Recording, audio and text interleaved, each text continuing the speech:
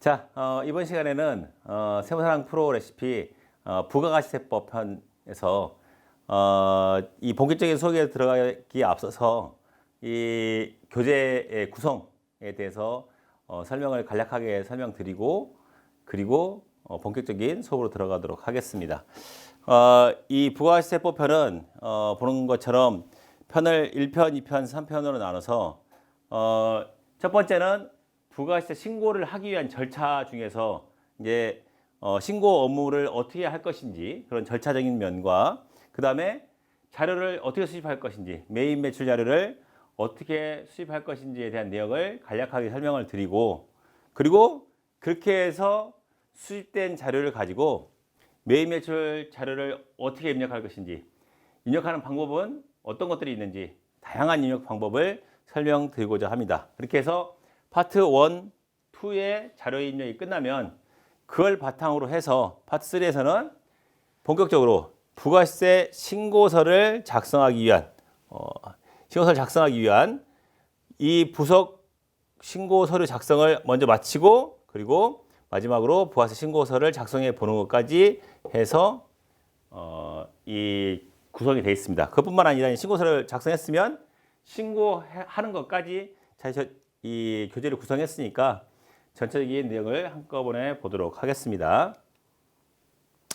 자, 일단 부가세 신고 업무 순서는 우리 첫 번째 파트에 있는 부가세 신고 업무 순서는 매입 매출 자료를 수집하고 그걸 입력하고 신고하는데 일단은 거래처로부터 자료를 수집하거나 요즘에는 뭐 대부분 다 홈택스에 자료가 너무 대부분 다 있어가지고 거래처로부터 수집할 자료가 많잖아요. 왜냐하면 거래처도 전자세금계산서나 뭐 세금계산서 발행하고 전자세금계산서 받고 뭐 전자계산서 발행하고 받고 이렇게 하다 보니까 거래처 별도로 가지고 있는 자료가 별로 없어요. 모든 게 다 홈택스에 가 있고 그다음에 이 법인카드랄지 이 사업용 신용카드를 사용한 내역이 전부 다 홈택스에 가 있기 때문에 사실은 별로 거래처에 수집할 자료가 없어졌어요. 하지만 그래도 홈택스에 있는 자료가 전부 맞다고 혹시라도 전송을 안 하거나 잘못된 게 있는지 확인하기 위해서 그리고 상세 내역을 확인하기 위해서 신용카드 사용 내역조차도 사용 내역만 있지 그게 어느 용도로 쓰인지를 모르는 거니까 거래처로부터 그런 자료들을 크로스 체킹할 자료 그다음 상세 자료를 거래처로부터 수집해서 그 자료를 수집해 가지고 우리는 이제 이걸 어떻게 잘 재료를 말하자면 요리를 하는 거로 따지면은 재료를 사오는 단계예요. 신선한 재료를 사와서 요리를 해야 더 맛있잖아요. 그런 것처럼 어떻게 거래처로부터 홈택스로부터 자료를 잘 가져와야지 우리가 제대로 된 신고서를 작성하니까 최종 요리는 신고서 신고하는 게 최종 요리가 되겠죠.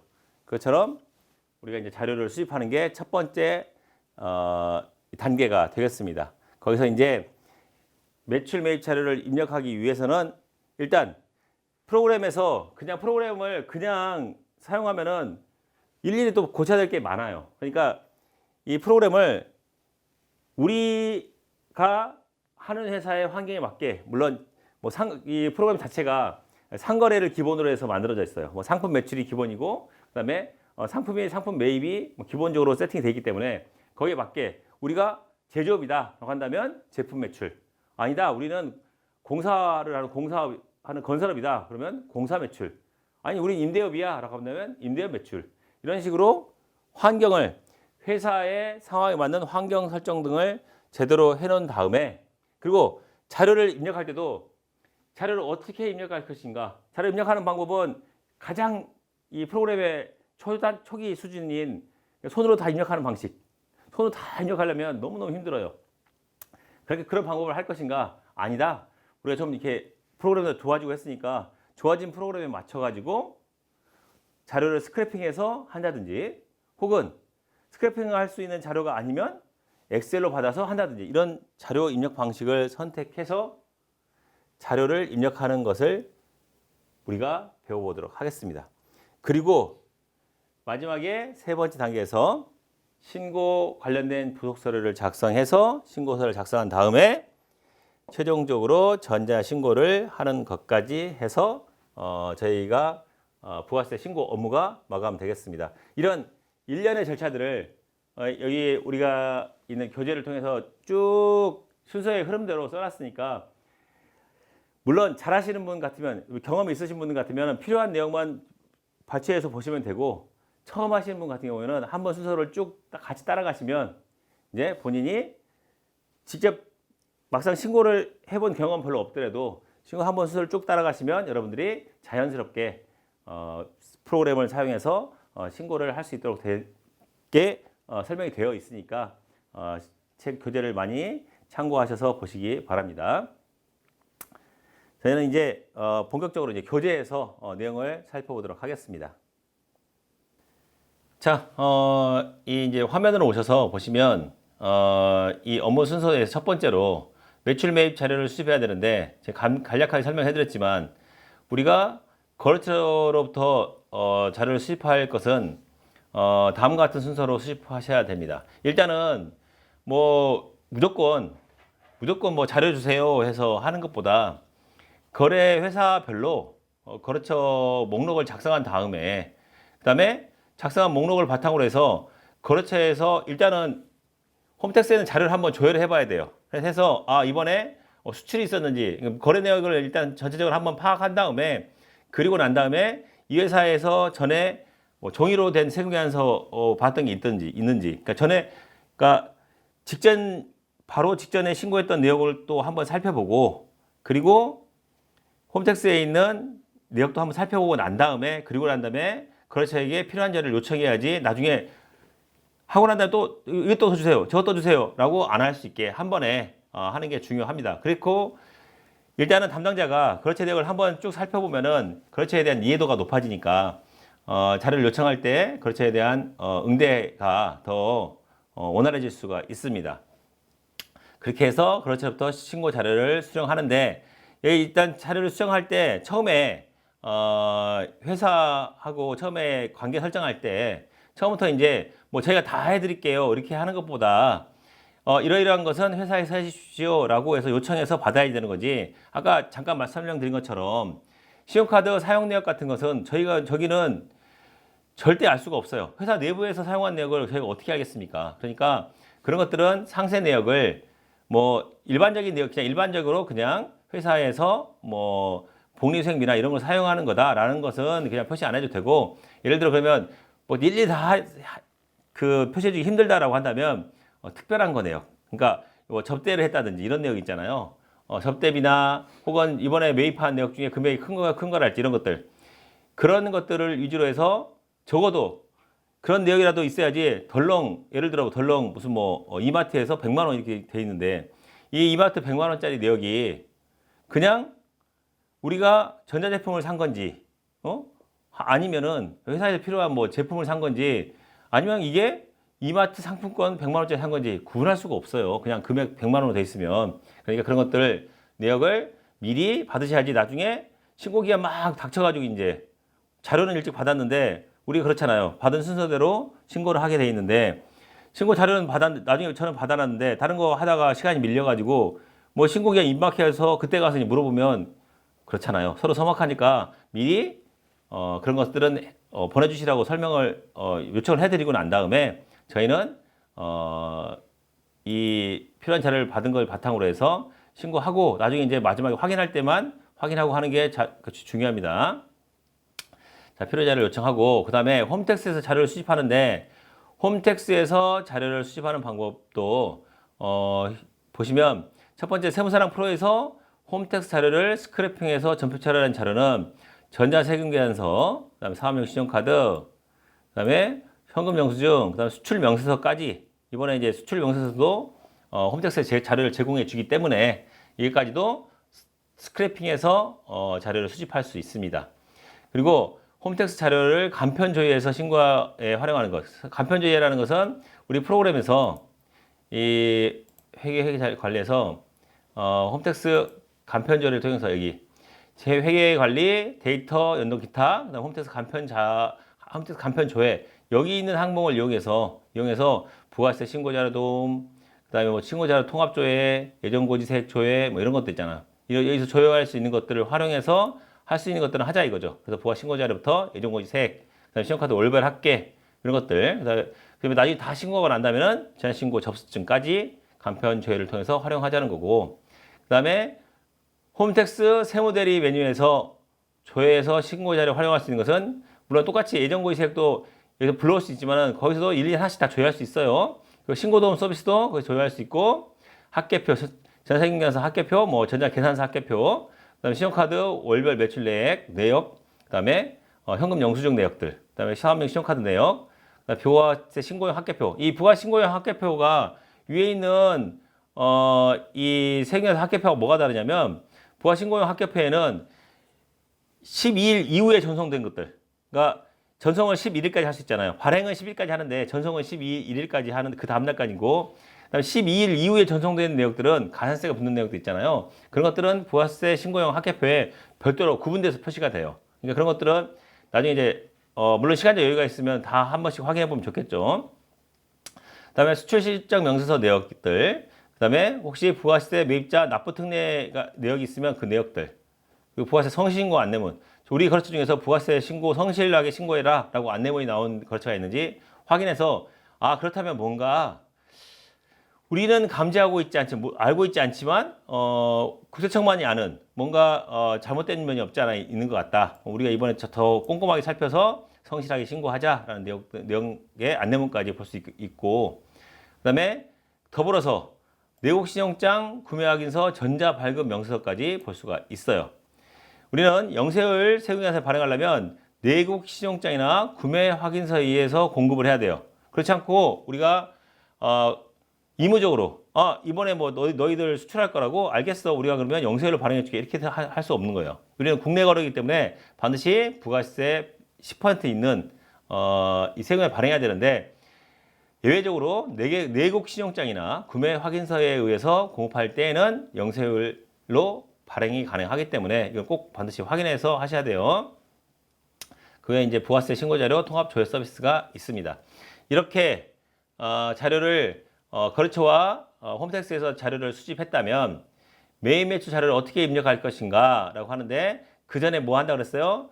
회사 등록상에서 회사 등록상이 변동된 건 없는지, 그러니까 이 대표자의 변동이랄지 주소 변동, 업종 변동 사항이 없는지를 먼저 확인하고, 물론 과세 유형도 확인해야겠죠. 이번에 뭐 면세가 추가됐다든지 뭐 그런 내용들도 먼저 확인해야 되고, 아니면 간이과세에서 일반 과세로 전환이 이루어졌다든지 이런 것들도 확인해야겠죠. 자, 그다음에 이제 환경 등록 탭에 가서 이제 회사 등록 내용을 보고 난 다음에, 물론 여기 이제 회사 등록에는 더 추가해 가지고 이번에 이 우리가 사업자 단위 과세 제도랄지 혹은 주사점 총괄 납부를 신청했다, 승인 신청해서 했다라고 한다면 이 추가 등록사항, 회사 등록의 추가 등록 사항에서도 추가로 등록을 해줘야겠죠. 그런 내용도까지 확인해 주시기 바랍니다. 그다음에 이제 환경 등록 탭에 가서는 우리 회사의 실정에 맞게 분계 유형이랄지, 아까 말했듯이 기본적으로 그러니까 상거래 회사로 기본 세팅이 돼 있으니까 제조업이면 제조 매출, 이게 제품 매출이 되겠죠. 그다음에 이 매입은 상품이 아니라 원재료가 될 테고, 뭐 그렇지 않고 우리가 공사 매출이 주다라고 한다면 마찬가지로 여기도 매출을 공사 매출이나 이런 거 바꿔줘야겠죠. 그러니까 각각 상황에 맞게 분계 유형이랄지, 그다음에 음식점업이다라고 한다면, 혹은 음식점 외에 의제매수세 공제가 가능한 업종이다라고 한다면 의제류 자동 설정 등 같은 것을 선택하셔가지고 먼저 기본 세팅을 해놔야 돼요. 그래야지 일일이 우리가 뭘 자료를 입력할 때 우리가 손이 한 번이나 덜 가게 미리 환경 설정을 해두라는 얘기입니다. 자, 그 다음에 다양한 입력 방식을 통해서 입력하는데 세 가지가 있어요. 첫 번째, 직접 손으로 입력하는 방식. 가장 기존에 했던 방식. 이것도 아주 예전도 아니에요. 직접 입력 방식은 사실은 불과 한 10년 좀 전에, 그쵸, 이 스크래핑 방식이 생기기 전, 그다음에 전자세금계산서 시도가 실행되기 전 10여 년 전만 해도 다 손으로 다 입력했어요. 정말 못 믿기지 않겠지만 전부 다 손으로 다 입력했습니다. 그때는 직접 입력 방식이 유일한 방식이었는데, 근데 이제 프로그램이 세무사랑 프로가 세무사랑 프로를 세무사회가 인수함으로 인해서 그때부터 이제 이 회계 프로그램, 이 세무 프로그램이 획기적으로 발전을 이뤘죠. 거기다가 이제 엑셀 업로드 방식이랄지, 물론 엑셀 업로드 방식이 있긴 했었는데 좀 미미했죠. 근데 엑셀 업로드를 전부 활용할 수 있게 한다든지, 혹은 스크래핑 기술을 도입해서 이 회계 프로그램에다가 스크래핑 기술을 접목시킴으로 인해서 회계 프로그램이 눈부신 발전을 이룬 거예요. 그전에는 세무사무실 정말로 여기 뭐 그 상업고등학교나 혹은 뭐 그 회계 관련 학교 학생들이 취업하기 싫어하는 1순위 제일 첫 번째가 세무사무실이었어요. 왜? 매일 다 손으로 입력하다 보니까 일이 많아요. 매일매일 야근이에요. 전반기에는 주말도 나와서 일해야 돼. 그러니까 일은 많지. 그리고 또 더군다나 세법이 쉬워요. 일처리 좀 잘못하면 막 세법에서 막 세법이 잘못돼가지고 가산세 나오지. 스트레스 받고 했단 말이죠. 근데 스크래핑 기술을 딱 접목시키는 순간, 그리고 거기에 맞게 전자세금계산서 제도가 자리 잡은 순간 손으로 입력하지 않고 대부분 이제 손으로 마우스로 딸깍딸깍 입력해서 하는 걸로 바뀌었잖아요. 자, 이 스크래핑 방식이 세무사랑 프로에 적용되는 순간부터 이렇게 세무사 사무실 환경이 완전히 바뀐 거예요. 지금 세무사 사무실 가보시면 막 입력하는 소리 들리지 않아요. 자판기 소리 막 들리지 않아요. 뭐 길거리야 조용한 사무실에 딸깍딸깍 이렇게 마우스 움직이는 소리만 나지, 그 뭐 전체적으로 막 자판 입력하고 이런 소리 나지 않습니다. 근데 그 전에 스크래핑 방식을 접목시키기 전까지는 전부 다 손으로 입력해야 했으니까 엄청나게 많은 자판 두드리는 소리가 났어요. 그래서 진짜 신고 한 2번 끝나고 나면 이 마우스 자판기를, 마우스는 아니었군요. 자판, 문서 자판, 이 컴퓨터 고장날 때까지 잘 안 바꾸는 자판, 이 자판을 한 2년에 한 번씩 갈아주는 사람도 있었어요. 왜? 너무 입력하다 보니까 이 자판이 막 닳고 이래가지고. 자, 그 정도 됐다는 거죠. 좀 약간 과장하면 그렇죠. 그 정도 됐다는 거예요. 자, 이렇게 해서 이제 자료 입력을 선택해서 직접 입력하든지 엑셀로 하든지 아니면 스크래핑 방식을 선택해서 입력하는데, 입력한 다음에 이게 내용을 이제 한 번씩 다 해볼 거예요. 이게 자세히 설명되어 있으니까 여러분들 한번 해보시기 바랍니다. 직접 입력하는 방식, 엑셀 업로드하는 방식, 그 다음에 스크래핑 방식을. 자, 그렇게 해서 이제 신고서와 부속 서류를 작성하는데, 신고서가 있어야지 신고가 되겠죠. 신고서는 기본이고 거기에 신고와 관련된 부속 서류들이 필요해요. 세금계산서가 있다, 매출 세금계산서가 있다 하면 매출 세금계산서 합계표가 필요할 거고, 우리가 신고는 이 뭐 세금계산서를 뭐 전송하고 이렇지 않아요. 그렇지 않고 합계표라는 걸 작성해서 신고하는 거예요. 신고서에다가 전자세금계산서 합계표, 뭐 세금계산서 합계표, 계산서 합계표, 매출 매입 이런 것을 합계표를 작성해서 전송하는 거예요. 거기에 관련된 것을 하되 업종에 맞게, 예를 들어서 임대업이면 부동산 임대 공가액 명세 같은 것을 꼭 첨부해야 되고, 그리고 뭐 음식점 같은 경우에는 사업장 명세를 꼭 작성해야 되고, 뭐 그다음에 세무사 같은 전문직 같은 경우에는 현금 매출 명세서를 반드시 작성해야 되고, 이런 것들을 파악해서 우리가 업무를 수행하는 회사에 대한 꼭 맞는 부속서류를 판단해서 입력하는 것이 제일 중요합니다. 그리고 이제 부속서류를 하나하나 비교해 가면서 내역이 맞는지 제대로, 이 프로그램은 입력한 값을 불러올 뿐이에요. 근데 입력이 중복되어 있으면 중복된 대로 불러오는 거예요. 나는 이상하다. 내가 한 번만 입력했는데 이상하게 2번 중복돼서 입력이 돼 있네. 그런 일은 없어요. 중복해서 입력했기 때문에 중복해야 하는 거니까, 프로그램이 뭐 모든 걸 다 해결해주는 뭐 AI, 물론 AI 기능이 일부 첨가가 되어 있어요. 그러니까 학습 기능. 그러니까 해서 사전에 스크래핑 방식에서 이 전표를 불러왔을 때 전에 전표 처리했던 것을 학습해가지고 분개를 해줄 정도는 되지만 모든 걸 다 프로그램이 알아서 해주지는 않아요. 프로그램은 사람이 시키는 명령만 따른 것 뿐이니까 부속서류도 혹시 중복으로 불러져 있는지, 금액이 중복되지 않나, 이런 것들을 확인하면서 서류를 마감하고 서류를 저장해서 작성하면 되겠습니다. 그래서 신고 작성한 다음에, 그 다음에 신고 작성할 때 꼭 빼먹지 말아야 할 것, 뭐 예정신고 미환급세액이랄지 예정 고지세액 같은 것들은 반드시 안 집어넣으면은 우리만 손해예요. 그렇다고 해서 찾아가지고 해주지 않아요. 근데 요즘에 근데 시스템이 좋아져가지고 뭐 예정 신고 뭐 미환급세액 예정 신고만 해도 뭐 환급해주고 그러던데, 그런 뭐 환급해준 것은 뭐 미래 그 했다면 상관없겠지만 그렇지 않고 환급이 안 나갔는데 뭐 예정 고지세결할지 예정 신고 뭐 미환급세를 빼주는 것을 잊어버리면 우리가 더 납부를 그만큼 더 하는 꼴이 발생해요. 그런 것들은 반드시 확인하고 신고서 작성했으면 좋겠습니다. 물론 이런 것도 역시 우리가 프로그램에서 도움을 줘요. 한번 입력해서 해놓으면은 다른 건 지워져도 그 내용이 안 지워지게는 해놨어요. 그러니까 신고할 때 혹시 그런 거 빠지지 않았는지 반드시 확인하고 신고서를 검토할 때는 그렇죠 하여금 우리 이번에 이렇게 해가지고 내역을 확인해서 신고하겠습니다. 미리 그 전에 좀 이렇게 체계화 되는 거래처는 자기네들 미리 먼저 한번 엑셀로 해가지고 이번에 납부할세를 계산해 오는 데가 많아요. 법인 같은 경우에는 담당자가 이번에 세금에서 매출 얼마, 그다음에 매입 얼마, 그다음에 그 신용카드 사용액 얼마 해가지고 이번 대략적으로 납부할세액 얼마 이렇게 자기네들이 자체적으로 해가지고 보내준 데가 있어요. 근데 우리가 해보니까 그거 다 금액이 달라. 그러면 이제 회사에다가 보내서 확인하는 거죠. 이러이러한 부분이 신용카드 매입세액 내역이 다릅니다. 거기서 이제 공제된다고 보내준 이런 내역은 부가세법상에 불공제되기 때문에 그 부분이 좀 차이가 발생해서 이번 납부세액이 이만큼 되었습니다라고 확인을 하고 난 다음에 그리고 전자신고해야 한다는 거예요. 그래야지 나중에 분쟁의 소지가 줄어들어요. 나중에 와서 너 왜 이렇게 신고했어? 우리는 이렇게 보내줬잖아 라고 해서 그때 전 잘 모르겠는데요 이렇게 하지 말고 서로 확인을 하되 그 내용은 반드시 근거를 남겨줘.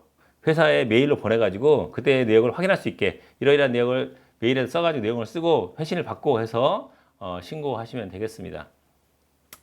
그 외에 이제 영세율 첨부서를 할지 그다음에 신고에 필요한 증빙 서류 제출은 일일이 이 등기 보낼 필요 없이 등기를 보내면 일단은 우체국까지 가는 시간 손해, 그다음에 등기할 때 등기 붙이는 우편료 손해, 그다음에 이 신고 때 또 밀려 있으면 왔다 갔다 시간뿐만 아니라 대기 시간까지 엄청 많이 걸려요. 근데 그럴 필요 없이 그냥 첨부서류 제출에다가 전자신고한 내역에다가 첨부서류를 제출해 주시면 그런 시간 절약뿐만 아니라 이 우편료 같은 돈도 절약할 수 있고 좋으니까 반드시 첨부 증빙서류 제출을 이용해서 홈택스에 제출하시면 되겠습니다.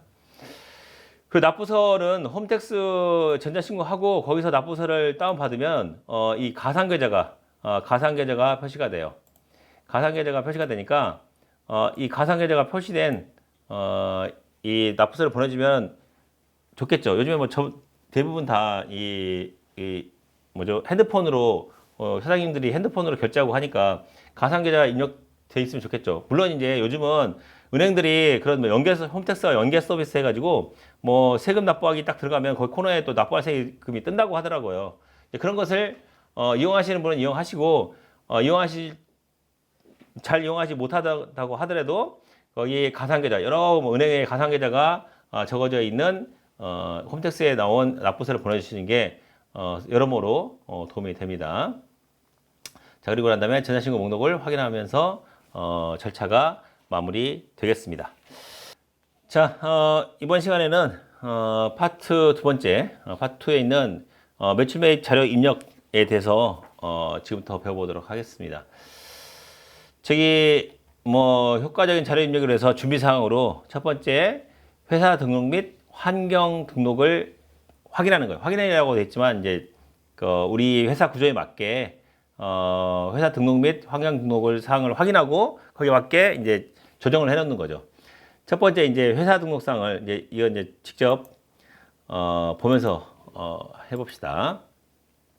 프로그램에서, 회사 등록사항은 여기뿐만 아니라 많이 있습니다. 회계관리뿐만 아니라 부가세에도 회사 등록이 이쪽에 있어요. 환경 등록도 마찬가지고. 그러니까 각 탭마다 찾기 쉽게 해놓으려고 탭마다 다 설정을 해놨어요. 이렇게. 이쪽은 이제 회계관리는 우측 하단에, 부가세에서는 좌측 하단에 이렇게 설정을 해놨으니까 보시면 돼요. 다 똑같아요. 내용은 같은 데로 연결되니까.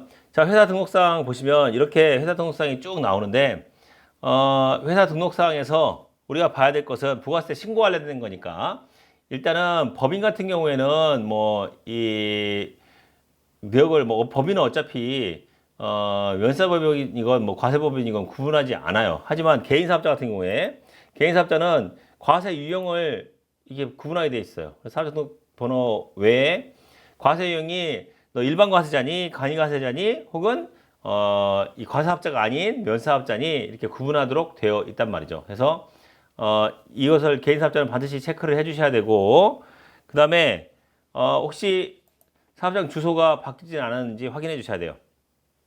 사실 이제 홈택스에서 이 우리가 그 사업장 주소를 잘못, 그러니까 예전 거 여기 바뀌기 전 걸로 입력해서 한다고 해도 이 납부서 뽑아보면은 그 지금 현재 우리가 사업자 등록 신청해 놓은 데에 주소로 나오긴 해요. 근데 무슨 문제가 있냐면 사업장 주소는 법인 같은 경우에 이 사업장 주소는 법인 등기사항이에요. 그래서 법인 등기 의무를 해태하면은, 그러니까 게을리하면은 가산세가 있어요. 그러니까 과태료가 있죠, 과태료가. 그러니까 이 사업장 주소 이전이나 이런 일을 했을 때 반드시 임대차 계약서를 가지고 이 사업자 등록을 정정하기 전에 먼저 법인 등기부 등본을 먼저 수정을 해야 돼요. 법인 등기부 등본을 수정하고 그 다음에 사업자 등록 정정 신청을 해서 회사 사업장 주소를 바꿔줘야 돼요. 그게 제대로 됐는지, 이번 과세 기간에 혹시 회사가 이전했다면 혹시 그 내역이 제대로 우리가 반영해서 프로그램에 반영해놨는지 이런 것을 보라는 거예요. 그리고 우리가 앞으로 보겠지만은 부가세 신고 방법이 사업장별인지 혹은 주사업장 총괄납부인지 혹은 사업자 단위 과세인지를 선택해서 입력해 줘야 돼요.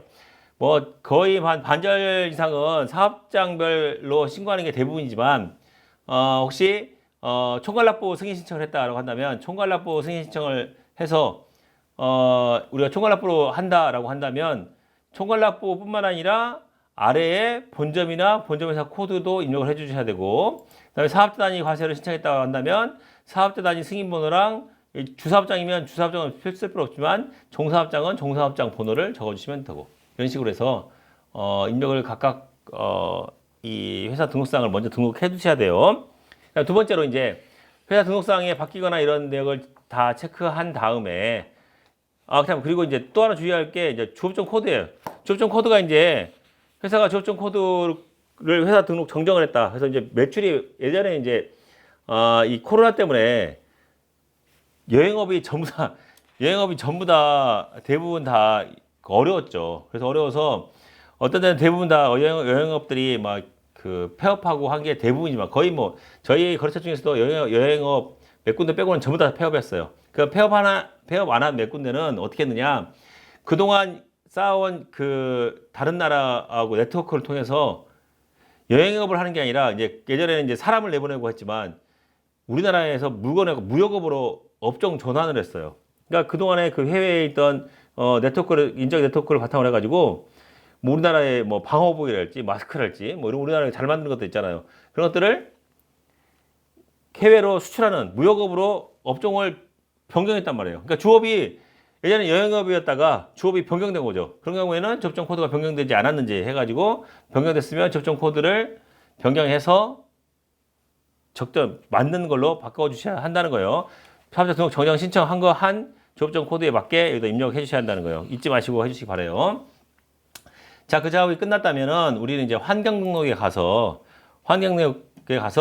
이 환경 등록은 탭을 보시면 알겠지만 뭐 전체, 뭐 회계, 인사, 법인, 물류 이렇게 돼 있는데 법인이니까 법인이 있는 거예요. 저 개인 같으면 개인이 있겠죠. 그래서 이 전체적인 것은 이제 이 프로그램에 관한 거예요. 그래서 이제 계정 과목이 뭐 네 자리 뭐 08, 뭐 330 이렇게 뭐 830번 소모품이면 이게 네 자리로 표시되는데 6자리 코드가 있는 경우가 있어요. 이것은 이제 회사에서 상세 내역으로 관리하고 싶을 때, 예를 들어서 네 자리면 0811 해서 811번을 복리수송비로 했는데 그거보다 복리수송비도 이제 사실 복리수송비 하면 되게 그 개념이 막 이게 밥값이야, 이게 차값이야, 아니면 회사에서 직원들한테 주는 뭐 뭐지, 그러니까 의료비 같은 의복비야, 이런 거 구분할 수 없는 경우가 있단 말이죠. 근데 회사가 쓰는다라고 했을 때 회사에서 상세 내역을 관리하고 싶어라고 할 때는 6자리 코드를 쓰기도 해요. 그래서 뭐 구분해서 081101, 뭐 081102 이런 식으로 나눠가지고 6자리 코드도 쓰는 경우 있으니까 보시면서 이게 뭐지? 라고 생각하지 마시고 우리가 알고 있는 계정 과목 코드를 좀 더 세분해서 쓰고 싶을 때는 6자리 쓴다 라고 하시면 되고 뭐 부서 사원 코드랄지 현장 코드, 프로젝트 코드, 제품 코드를 해두면은 제품별 원가 여러분들 표준 원가 배웠을 거 아니에요. 원가 할 때 이런 것을 사용하면은 제품별 원가 계산이랄지 프로젝트 코드면 프로젝트별 원가 계산이랄지 현장으로 따지면 현장별 원가 계산이랄지 여러분들 아시죠? 원가 계산할 때 그런 것처럼 그 부서나 사원 코드로 하면 이제 부서 사원별로 뭐 정리할 수 있게 되어 있는 거니까 이렇게 집계할 수 있게 만들어 놓은 거예요. 우리가 회사에서 얼마나 거기에 대해서 내역을 파고 싶으냐에 따라서 사용하고 난 다음에 입력할 때마다 어디 현장이고 뭐 프로젝트면 어느 프로젝트고 그다음에 제품 코드는 어떤 제품을 했고 이것을 입력하는 게 불편해서 그렇지 입력만 해놓으면은 거기에 관련된 원가를 구할 수 있다. 알아두시면 되겠습니다. 뭐 권한 설정 사용 여부는 사용 뭐 하는지 안 하는지 있는데 이것은 이제 뭐가 있냐면 세무사무실 같은 경우에 권한 설정에서 권한 설정을 제한할 수 있어요. 왜냐하면 다 믿어야지 하는데 혹은 이제 회사가 아니면 이제 우리 세무사무실이 아니면 회사 같은 경우에는 일반 직원들은 그 전표 입력만 하게 한다든지 뭐 이렇게 권한을 설정할 수 있는 겁니다. 그렇죠. 그리고 이런 인사에 아무나 접근할 수 있게 해놓으면은 서로 상대방의 연봉을 알게 되면 사실 곤란하잖아요. 그래서 연봉 협상이라는 것은 개인의 능력에 따라 하는 건데 그런 것들은 이제 사용 권한을 이 권한을 이렇게 제한할 수 있도록 만들어 놓은 게 권한 설정 사용 여부입니다. 자, 그다음에 이제 회계에 관련해서는 여기서 이제 우리가 하고자 하는 게 이거예요. 그래서 이제 우리가 하고 있는 회사에 우리 거래처의 실적에 맞게 세팅해 주는 거예요. 해주는데 뭐 부가세 뭐 소송 관련해서는 사실 단가는 다 절사해주고 뭐 보시면 되겠습니다. 그 다음에 분계 유형에서 여기는 지금 매출 규형을 서비스 배경 경우는 서비스로 원래는 기본으로 뭘로 돼 있어요? 기본은 401복 상품 매출로 돼 있어요. 근데 회사에 맞게 우리 회사가 영역 매출이다. 우리 예를 들어 이제 세무사무실 같으면 세무사무실은 서비스 매출이겠죠. 세무라는 서비스를 제공하잖아요. 그죠? 근데 이걸 이제 세분하고 싶으면 이제 나누는 거죠. 뭐 420번에 기장료, 뭐 421번에다가 뭐 조종료, 422번에 뭐 용역료 뭐 이렇게 나눌 수 있겠지. 아니면 뭐 고문료 이렇게 나눌 수 있겠지만 그냥 매출 유형은 회사 설정의 실적에 맞게 제조업이면 제조 매출로, 그다음에 서비스면 서비스 매출로, 그다음에 부동산 임대 매출이면 부동산 임대 매출로 이런 식으로 매출을 구분해서 하시면 돼요. 부동산 임대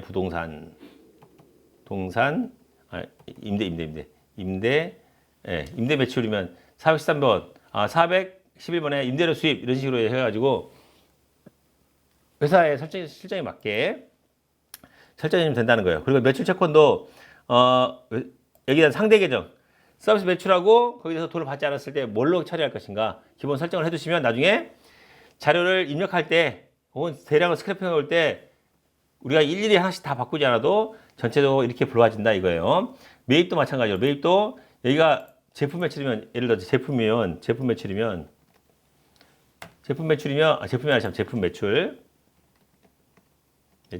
403원 제품 매출이면 매입이 뭐가 돼야 돼요? 매입이 제품이 돼야 돼요? 아니죠. 매입은 원재료를 매입해 오는 거죠. 우리가 원재료를 매입해 와서 근데 하지만 원재료 중에서도 제조업 원재료가 있고 도급공사 원재료가 있고 분양원가 원재료가 있어요. 구분을 해줘야 돼요, 여러분들. 원재료도 무조건 다 원재료라고 생각하지 마시고 제조에 관련된 원재료는 153번을 입력해 주는 거고 도급공사 우리가 도급공사 원가를 입력한다고 할 때는 거기에 대한 매입은 원재료 도급에 관련된 것. 우리는 분양이다. 분양 대행업을 하고 있다. 분양업이다라고 한다면 원재료를 분양업에 해당되는 분양 원재료로 해주시면 된다는 거예요. 이것은 이제 거기에 맞게 입력해 주시면 되겠습니다. 해서 매입 채무는 원재료로 해도 되고, 뭐 외상 매입금으로 해서 이렇게 외상 매입금으로 선택해 주셔도 되고 이렇습니다.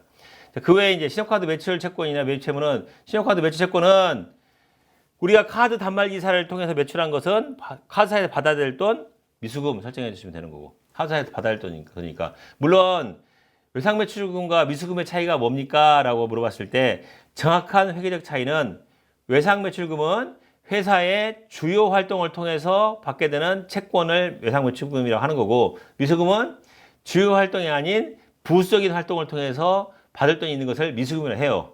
근데 이것마저도 여기 우리가 편의상 이제 회계 프로그램에서 입력할 때는 그러면 신용카드 매출은 우리의 주요 활동을 통해서 한 거니까 외상매출금을 해야지 맞지 않습니까? 라고 하는데 맞아요. 외상매출금을 하는 게 맞겠죠. 맞는데 그러려면은 헷갈릴 수가 있어요. 물론 여기 외상매출금으로 처리하고 난 다음에 외상매출금을 처리하고 그 다음에 코드를 걸어가지고 다 일일이 코드를 걸어서 카드사별로 다 코드를 할 수 있지만 그러면 이제 다른 신용카드 외에 다른 뭐 세계에서 발행하는 매출처하고 코드가 다 섞이면 너무 많이 관리하기 힘들 때가 있어요. 그래서 대부분은 제가 알기로는 대부분은 이 신용카드 매출은 미수금으로 따로 빼가지고 미수금 따로 빼서 이 신용카드사를 걸어서 하는 게 우리가 관리하기 편해서 이렇게 한 거예요. 관리하기 편해서 그런 거지 본래 회계학을 의미를 몰라서 그런 거 아니에요. 주요 활동에 대한 매출에 대한 매출 채권이냐 뭐 부수적 활동이냐 이걸 몰라서 그런 게 아니라는 거예요.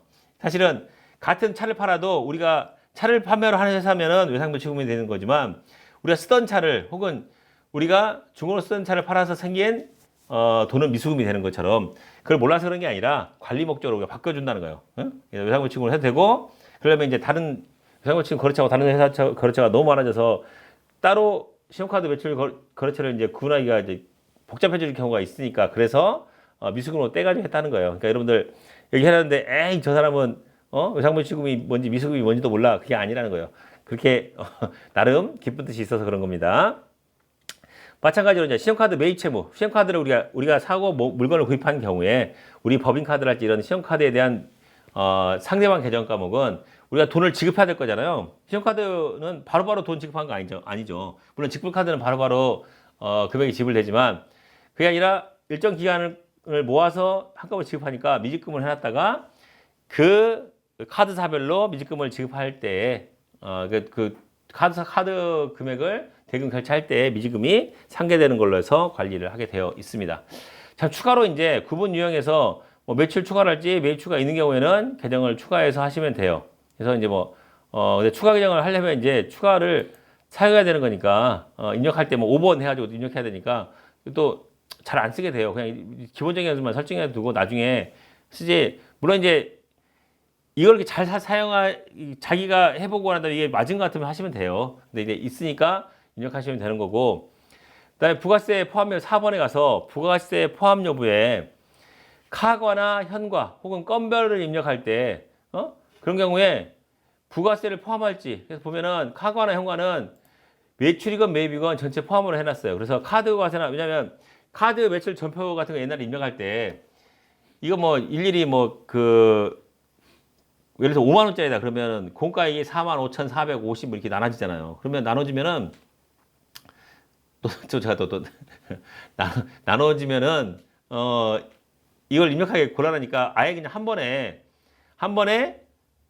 이 금액 전체 금액 공급 대가를 입력하면은 자기가 알아서 공가액과 세액이 나눠지게 만들어 놓은 게 전체 포함인 거고 그렇지 않고 여기 과세 공급처럼 전체 미포함하는 것은 공가액을 입력하면은 세액이 별도로 입력되게 하는 것이 미포함입니다. 그러니까 그런 것은 이제 상황에 맞게 하시면 돼요. 우리 회사의 상황에 맞게 하시면 돼요. 건별로 입력할 때 대부분 받은 돈이 예를 들어서 이제 아까 말씀드렸듯이 우리가 뭐 채무영수증이라든지 이런 거 우리 돈은 받았는데 아무 증빙을 끌어주지 않은 것들 이런 것들은 거기를 우리가 돈을 입력할 때 한꺼번에 입력하지. 내가 이번 달에 받은 금액 중에 정규증빙 미발행에 대한 매출 금액이 100만 원이야. 근데 그 중에서 90만 9천 이렇게 해가지고 그는 공가이고 나머지 9만 얼마는 부가세 이렇게 구분해서 계산하지 않잖아요. 어떻게? 그때 금액 전체 한 달이 한 100만 원? 되잖아. 한 달에 100만 원 금액 보니까 통장 내역 확인해 보니까 100만 원이네. 그럼 입력할 때 부가세를 포함한 금액을 입력한단 말이에요. 그러면 알아서 자기가 부가세와 세액으로 나눠지게 할 때는 포함으로 표시한다는 거예요. 자, 그다음에 봉사료 사용 여부는 봉사료는 여기 그쵸. 과세 이용 장소나 이런 데 봉사료가 있는 그 업종은 봉사료 사용 여부에 여부를 해야겠죠. 그래서 봉사료를 별도로 입력하도록 해야 되겠죠. 자, 그다음에 유형 코드에서 불공제 사유를 과세 면세 겸용 사업자의 경우에는 가장 많은 부분이 공통매수세 안분 계산이 많을 테니까 과세 면세 겸용 사업자는 9번을 선택하는 게 낫고, 그렇지 않고 이제 업종 자체가 우리 면세업이다, 면세 뭐 법인이다, 혹은 면세하는 뭐 병의원이다라고 한다면 뭐 5번 면세 관련을 해두시면 좋고, 그럼 입력할 때마다 일일이 막 할 게 좀 줄어들겠죠. 주로 쓰는 것을 여기다가 선택을 해놓으면은 아무래도 좀 시간을 단축하지 않을까 하는 의미에서 불공제 유형 코드를 먼저 입력해 두는 거예요. 그다음에 영세월 매출도 마찬가지로 영세월 매출 중에 어떤 거냐, 매출 코드 중에 어떤 것이 우리 주로 이루어지냐, 외교관 등에서 공급하는 것이냐, 아니면은 직접 수출에 대한 것이냐라고 했을 때 외교관에 대한 내용이면 영세월 매출로 하시면 되겠죠. 자, 그다음에 아래 쭉 내려와서 이 의제류 자동 설정이 있는데, 의제류 자동 설정은 이 우리가 의제매입세 공제를 받고자 하는 사업장의 경우에 개인 같은 경우에는 108분의 8, 그다음에 2억 원 이하면은 뭐 109분의 9 이렇게 돼 있잖아요. 올해 또 연장됐어요. 아까 봤듯이. 그런 경우 이제 법인 사업자다라고 한다면 106분의 6 해가지고 의제매입세 공제 설정을 해두시면은 나중에 의제류 일괄 변경할 때 보다 더 편리하게 사용할 수가 있겠죠. 그죠? 자, 이 정도까지 해가지고 전체적인 뭐 환경 등록에 대한 내역을 설명을 해드렸고, 환경 등록이 이제 끝났다면, 이 환경 등록이 끝났다면, 여기에 대해서 이제 입력 방식을 어떻게 할 것인지를 그 다음에 고려해서 해보셔야 돼요. 자, 이제 교재를 잠깐 보시면, 유형까지 입력을 했다면, 어떻게 하는 것이 입력 방식이 효과적인지 해서 아까 봤듯이 직접 입력하든지 아니면 엑셀 업로드 하든지 스크래핑 하든지 봤을 거 아니에요. 우리 저 설명해 드렸잖아요. 그래서 아무래도 직접 입력하는 것이라면 손으로 입력하는 것은 이중 입력이나 뭐 입력 누락이랄지 입력 금액 오류랄지 사람이 하는 일이다 보니까 이런 것들을 유의해야 돼요. 흔히 뭐 왜 입력할 때 실수하냐면, 여러분들이 컴퓨터 잘 보시면 알겠지만 컴퓨터의 자판은 이렇게 자판을 입력하다 볼 때 보시면 컴퓨터 자판은 어떻게 있어요? 숫자가 어떻게 돼 있어요? 숫자가 아래서부터 1, 2, 3, 4, 5, 6, 7, 8, 9 이렇게 돼 있어요. 근데 여러분 핸드폰 전화기 한번 보세요. 핸드폰 전화기는 숫자가 어떻게 돼 있어요? 위에서부터 1, 2, 3, 4, 5, 6, 7, 8, 9 이렇게 돼 있어요. 이게 가장 큰 차이예요. 입력 금액을 사람이 전기요금을 받았는데 눈이 없어, 왜 입력을 할 때 금액을 틀리게 입력해? 라고 말하는 사람이 있는데, 그게 이 차이가 있기 때문이에요. 컴퓨터 자판에 있는 숫자판에 별도 키보드 위에 오른쪽에 있는 숫자판에 있는 자판의 배열 순서 1, 2, 3, 4, 5, 6, 7, 8, 9의 배열 순서와 우리가 흔히 많이 사용하는 이 스마트폰에 전화번호 입력할 때 입력하는 전화번호의 번호 이 순위 위아래가 뒤집어져 있어요. 위아래가 뒤집어져 있기 때문에, 그래서 내가 봤을 때는 입력할 때 금액을 실수하는 경우가 종종 있어요. 내가 방금 전에 전화 걸고 난 다음에 자판 입력하다가 뭐 12원 입력해야 되는데 7, 8원 이렇게 입력할 수도 있단 말이죠. 근데 이게 한꺼번에 연속해 가지고는 잘 안 틀리는데 6이나 9를 많이 헷갈려요. 3, 6, 9 이렇게 해서 금액을 잘못 입력하는 경우가 발생하기 때문에 유의하셔야 되고, 엑셀 업로드 방식은 엑셀을 사용해서 뭐 기타 매출 전표 전송에다 이렇게 업로드 하는데, 이건 뭐 사실 이 내용만 바꿔주면 돼요. 여기 자료 중에서 뭐 기본 서식을 다운받고 난 다음에 회사명과 사업자 등록번호를 입력하고, 그 다음에 여기다가 날짜, 뭐 유형, 그 다음에 거래처명 이런 걸 입력해 주는데, 그냥 일일이 생으로 입력하려면은 다 입력하려면 차라리 어떻게 해요? 차라리 그냥 우리 세무사랑 프로그램에다 바로 입력하는 게 훨씬 편할 수 있어요. 근데 이런 경우는 왜 매입자료를 여기다 입력하느냐? 입력하는 이유는 회사에서 이 내역을 수기로 된 세금계산서를 정리해갖고 엑셀을 보내줄 때, 제가 보내준데 우리가 그걸 다시 손으로 입력할 필요 없이 그걸 그대로 긁어가지고 가급적인 회사에서 보낼 때 이 순서에 맞게 입력해달라라고 해서 한 다음에 그대로 우리가 내역을 드래그해서 긁어서 엑셀 시트에다 붙여가지고 할 때는 이 엑셀 업로드 방식이 더 편하겠죠. 그렇죠? 그럴 경우에만 편해요. 솔직히 말해서 회사에서 이렇게 엑셀로 정리하고 오는 경우에 편하지. 우리가 입력하려면 프로그램에 바로 입력하는 게 더 빠르다는 거죠. 자, 그다음에 이제 홈택스 파일을 업로드하는 방식은 홈택스에서 여기 있는 국세청 전자세금계산서랄지, 그럼 국세청 사업용 신용카드랄지, 현금 영수증 같은 경우에는 거기서 직접 엑셀로 다운받을 수 있어요. 그리고 엑셀로 다운받아서 보시다시피 그 엑셀로 다운받은 자료를 업로드할 수도 있어요. 그런데 그렇게 하나씩 엑셀로 다운받아서 업로드 시키려면은 좀 그렇죠. 이 시간이 다운받는 시간, 업로드하는 시간이 2번 걸리잖아요. 근데 차라리 그렇게 할 바에는 가장 간편한 스크래핑 방식을 통해서 업로드하는 것이 제일 빠릅니다. 그래서 그 스크래핑하는 방식은 뒤에 아까 설명해 드렸고 뒤에도 자주 나오니까 보시면 되겠고, 스크래핑 방식이 아무래도 제일 빠른다. 근데 하지만 스크래핑을 선택할 때 가장 주의할 게 있어요. 뒤에다가 써놨는데, 어떤 방식이든지 간에 회사가 편리한 방식이 있을 거예요. 하지만 스크래핑 방식은 편리한 대신에 내용을 보지 않는 단점이 있어요. 예를 들어서 한 달에 매입 자료가 50개씩 된다. 그러면 이번에 부가 신고할 때 법인이면 석 달치 신고하는데 한 150개 매입 자료가 돼요. 사실 150개도 많지도 않아요. 근데 그 내역을 보면서 한꺼번에 쭉 나열돼 있으니까 내역을 간과하는 경우가 발생해요. 특히 어떤 게 발생하냐? 예를 들어서 렌트카 회사다. 렌트카 회사는 세금에서 발행하잖아요. 근데 렌트카 회사에서 왔어. 근데 현대자동차 혹은 산업회사 무슨 렌트카 회사 업체에 있어요.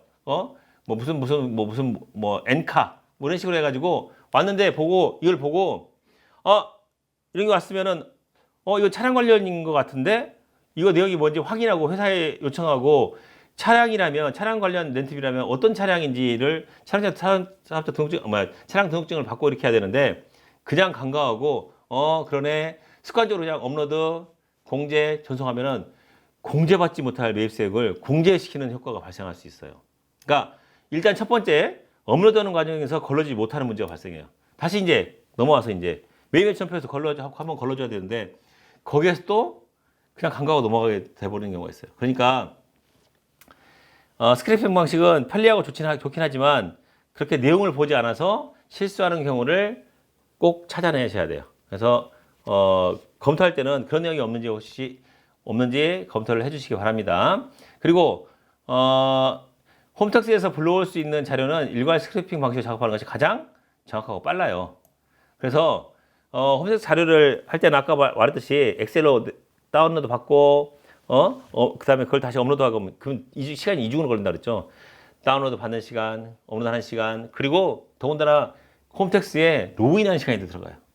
홈택스에 로그인해서 들어가서 다운로드하고 찾아서 들어가서 다운로드하고 기간 선택하고 이렇게 시간이 몇 배로 들어간단 말이에요. 그러니까 되도록이면 이 온커넥텍스에서 스크래핑 할 수 있으면 하는 거고, 그렇게 되지 않으면 부득이하게 그렇게 되지 않을 시에는 그 엑셀 방법을 선택하는 거고, 그것도 여의치 않다 그러면 손으로 입력하는 거고, 이런 방식을 선택하시면 되겠습니다. 자료 입력 방식 선택에서 놨다는데 전자세금에서는 아무래도 일괄 스크래핑을, 카드 매출은 이 내역이 중복되지 않게 해서 기간별 합계로 직접 입력하는 게 좋겠습니다. 왜냐하면 근데 이 전자상거래 내역 중에서도 이 카드 매출이 있고 현금 영수 매출이 있고 이래요. 이 구분해서 보면은. 근데 이게 제공하는 기간마다 달라요. 이게 카드를 사실 우리 카드 매출을 잡는 경우는 거의 없어요. 다만 이제 현금 영수증 매출을 잡을 때 상대방이 발행을 해주면서 불구하고 우리 거로 현금 영수증 매출을 잡아주는 경우가 발생한단 말이죠. 그러면 우리 것도 입력하고 이런 그 전자상거래 매출에서 현금 영수증도 입력해주고 그러면은 중복해서 되는 경우가 있기 때문에 그 경우는 꼭 찾아서 중복되지 않게 입력해 주셔야 됩니다. 마찬가지로 현금 영수증이나 뭐 사업용 신용카드 이것은 일괄 스크래핑하는 게 제일 빠릅니다. 그리고 기타 신용카드의 경우는 직접 입력하든가 아니면 엑셀 업로드하든가 아니면 뭐다? 우리가 아까 봤듯이 여기서 뭐 있다? 온크레이텍스에서 매입 신용카드. 아까 스크래핑 회사 설정에서 여기에 카드 등록한 거 있잖아. 카드 등록을 통해서 등록되어 있는 카드라면 여기 매입 신용카드를 통해서 여기서 불러올 수 있다라는 거 알아두시면 되겠습니다. 자, 이 시간에는 파트 3 부가세 신고서 및 신고 부속 서류 작성부터 보도록 하겠습니다. 그동안 배운 것을 바탕으로 해서 신고서를 작성할 텐데 일단 프로그램을 보시면 여기 좌측 상단에 있는 부가세 중에서 탭은 이 부가시세 탭이겠죠. 두 번째는 부가세 탭에서 이 첫 번째 있는 부가세에 있는 부가세 신고서를 작성하기 위해서 제일 위에 있는 게, 그러니까 부가세 신고를 하려면 신고서가 들어가야 되는데 이 신고서를 작성하기 위해서 아래에 있는 부속 서류들이 뭐 여기 부속 명세서 1, 2, 3, 뭐 영세율 명세서 1, 2 있는 것처럼 이 명세서들이 같이, 그러니까 부가 신고서와 연동된 내역들이 들어가야 돼서 이 시간에는 이제 부가세 신고서를 작성하기 위해서 부속 명세서를 어떤 것을 작성할 것인지에 대한 판단을 보도록 하겠습니다. 자, 교재에서 보시면 방금 전에 화면과 똑같죠. 이 화면에 있는 내용을 교재에 그대로 실어놨는데 이 중에서 주로 이제 이 빨간 부분을 해놓은 부분은 주로 부가신고서에 자주 뭐 일단은 세금계산서나 계산서는 기본적으로 들어가겠죠. 물론 계산서가 안 들어갈 수도 있죠. 하지만 이제 세금계산서 합계표는 당연히 부가신고하면서 들어갈 거고, 그다음에 신용카드 매출전표를 발행했거나 혹은 발행받은 경우에는 이 신용카드 매출전표에 대한 수령명세서랄지 혹은 발행금액 직계표랄지 이런 게 작성되겠죠. 가장 흔하게 이 네 가지가 작성이 되고 그 외에 이 공제받지 못할 매입 명세서가 있다면, 그러니까 사업과 무관하다든지 그런 것들, 그리고 부동산 임대업자랄지 그런 경우에는 부동산 임대 공급가격 명세서가, 그다음에 이 음식점이랄지 음식 숙박업 같은 의제매입세 공제를 받는 사업자의 경우에는 의제매입세 공제 신고서가, 그다음에 건물이나 기타 감가상각 자산 등을 취득하는 경우에는 건물 등 감가상각 자산 취득 명세서가, 그리고 뭐 전문가랄지 이런 그 세무사나 이런 전문가들은 현금 업종이기 때문에 현금 매출 명세서가 들어가야 돼요. 그리고 아래에 보시다시피 수출 명세서, 그다음 영세율 명세서 등이 가장 흔하게 들어가는 이 부속 서류라서 제가 여기를 작성해 뒀습니다. 올해는 여기에 추가해서 뒤에 신고서와 더불어서 사업장별 과세 원칙의 예외인 주사업장 총괄납부랄지, 그다음 사업자 단위 납부하는 경우에 부속명세서 작성을 2개를 더 추가해 봤습니다. 그 뒤에 가서 또 설명을 해드리도록 하겠습니다.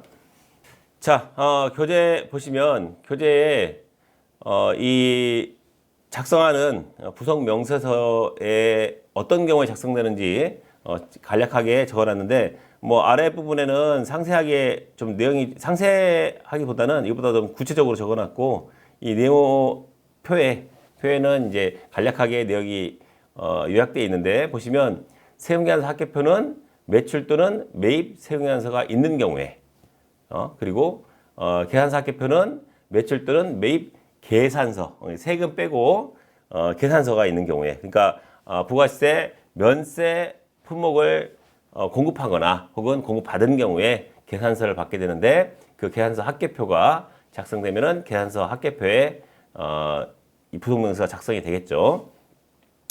그다음에 신용카드 매출전표 등 수령명세서는 매입세 공제상인 카드 또는 현금 영수증 매입이 있는 경우에, 그러니까 우리가 매입세 공제를 받기 위해서는 적격증빙을 수취해야 되는데, 이 적격증빙은 뭐 세금 계산서랄지 혹은 신용카드 매출 전표랄지 현금 영수증 같은 경우에 적격증빙에 해당되잖아요. 그런 경우에 매입세 공제를, 그러니까 부가세 별도로 표시되어 있는 그런 명세서를 봤는데 그 세금회사를 제외한 나머지 뭐 신용카드랄지 현금 영수증인 경우에는 신용카드 매출 전표 등 수령 명세서를 작성하게 되어 있습니다. 자, 반대로 우리 회사가 신용카드 매출 전표 등 발행금액 집계표는 카드 또는 현금 영수증 매출이 있는 경우, 우리가 이제 매입을 받은 게 아니라 우리가 매출한 경우에, 그러니까 예를 들어 단말기 업종, 우리가 음식점 같은 데 가시면 음식값이나 이런 것을 꼭 현금만 하는 게 아니잖아요. 요즘은 뭐 대부분 다 뭐 신용카드 한다든지 현금을 주더라도 현금 영수증을 발행해달라고 한다든지 하는 경우에 우리 회사에 신용카드 단말기가 설치되어 있다라고 한다면 신용카드 매출 전표 등 발행금액 집계표를 꼭 작성해야겠죠. 그래야지 세금계산서 매출 세금계산서 합계표와 더불어서 매출이 잡히겠죠. 마찬가지로 여기 있는 세금계산서 합계표하고 더불어 이 두 가지 세금계산서 합계표와 신용카드 매출 전표 합계 중목으로 발행되는 경우가 있을 거예요. 그러니까 뒤에 설명을 해드리겠지만 세금계산서를 발행했는데 나중에 대금 결제를 신용카드로 한다든지 이러면은 매출이 중복으로 잡히겠죠. 같은 공급에 대해서 세금계산서도 끊어지고 신용카드 매출 전표도 끊어지고 하는 경우에는 중복으로 매출이 잡힐 수 있기 때문에 그런 경우에는 여기 신용카드 매출 전표에 어떻게 표시할 것인가 이런 것도 뒤에서 보도록 하겠습니다.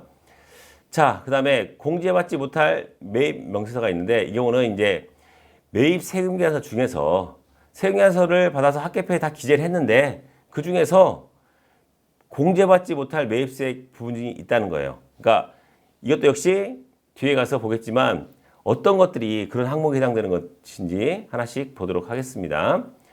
자, 그 다음에 대손세 공제신고서는 대손세액이 발생하거나 변제받은 경우, 그러니까 회사가 우리가 매출했는데 이 부가세는 이 상대방한테 우리가 공급을 하고 난 다음에 부가세를 받아가지고 우리가 납부하는 구조잖아요. 근데 외상 매출이다라고 한다면 외상으로 매출했기 때문에 사실 돈을 받지 않았어요. 하지만 돈을 받은 것으로 가정하고 우리가 세금계산서 합계표 해가지고 납부세금을 냈겠죠. 근데 결과적으로 나중에 세금을 받지 못한다면 뭐 물건값뿐만 아니라 우리가 공급한 뭐 재화나 용역의 가격뿐만 아니라 거기에 해당되는 부가세까지도 받지 못하게 된다면 우리는 엄청 억울하겠죠.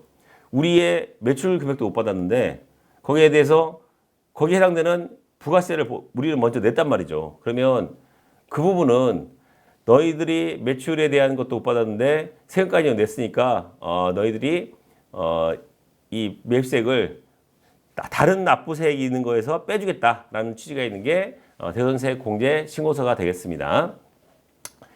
자, 그 다음에 부동산 임대 공급가격 명세서는 이 부동산 임대 사업자가 부동산 임대 공급가격이 있는 경우에 뭐 보증금이 얼마고 월세가 얼마고 뭐 관리비가 얼마고 이런 내역들을 제출하는 명세서예요.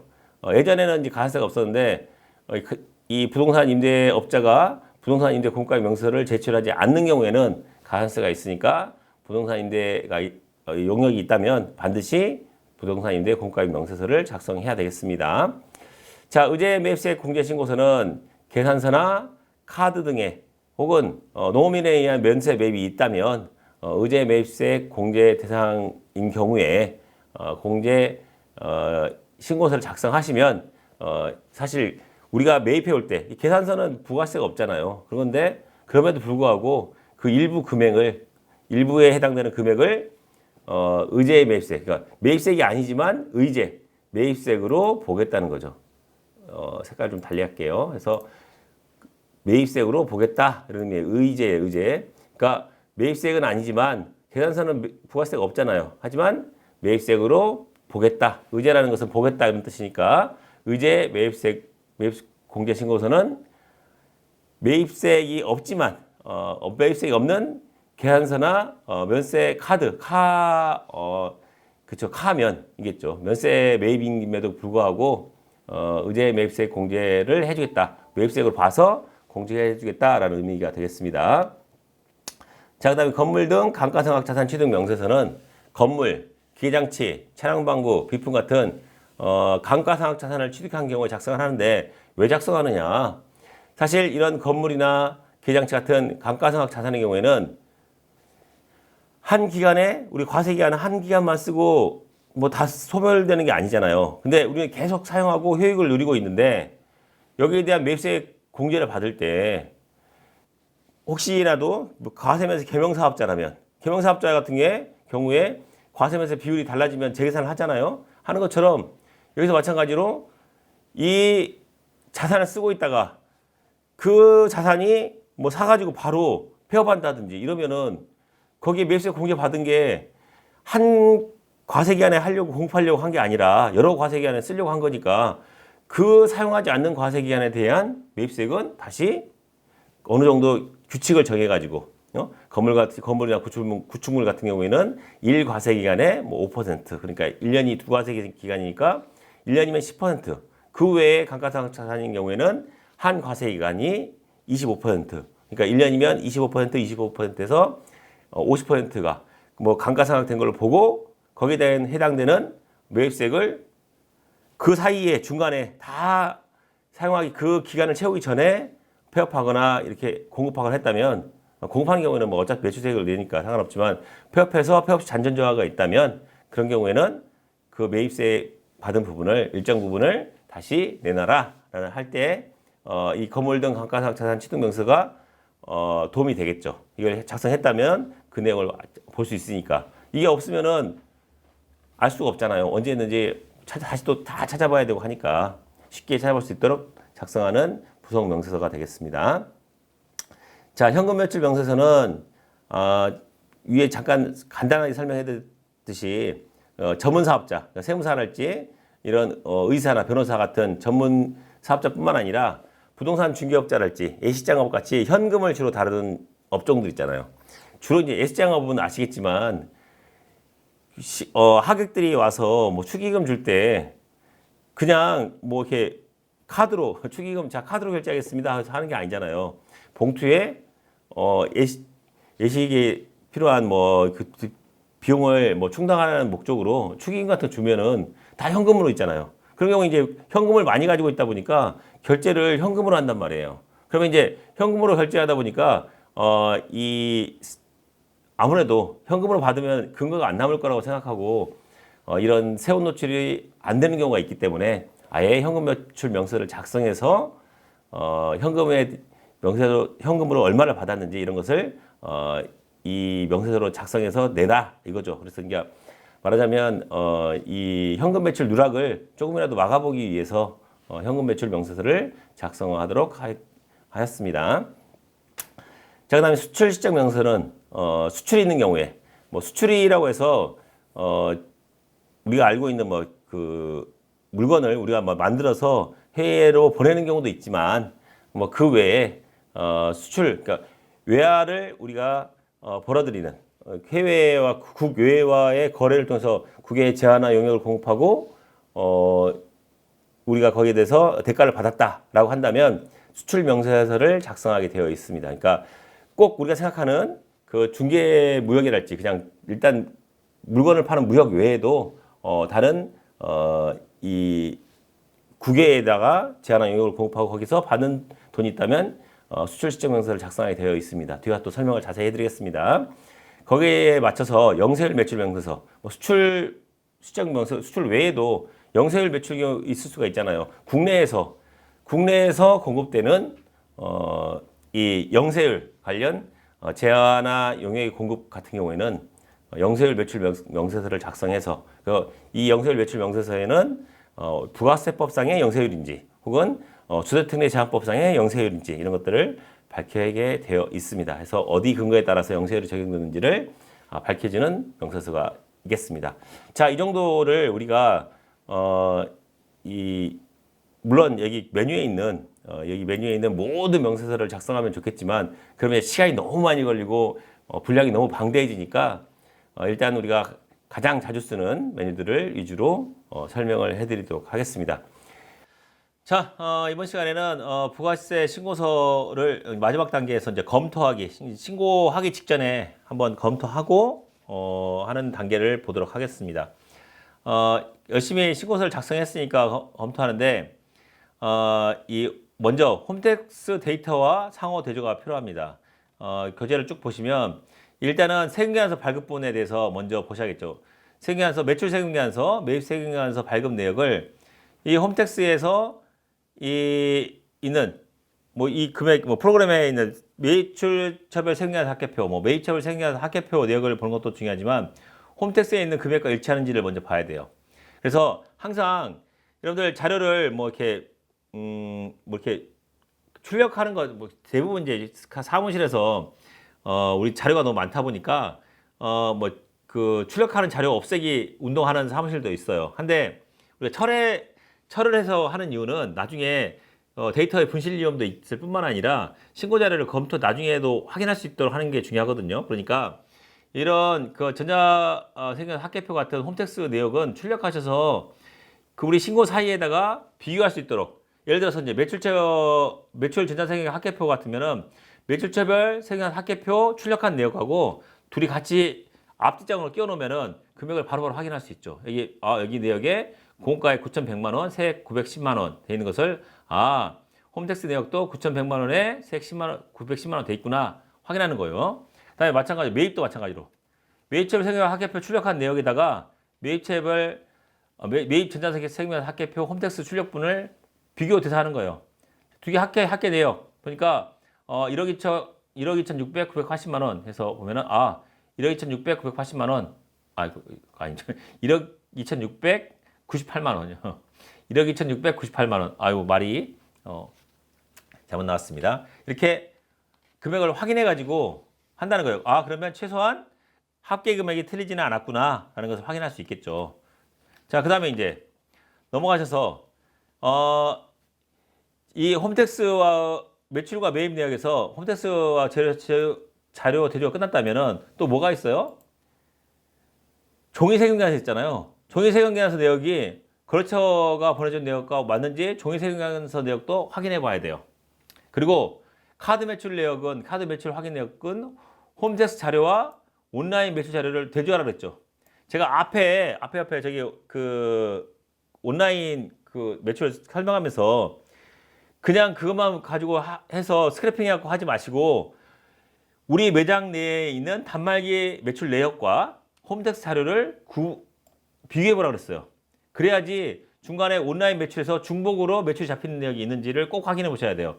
그러니까 이번에 이 온라인 매출이 있는 회사들 같은 경우에는 여기 이 부분을 더 신경 써서 보셔야 돼요.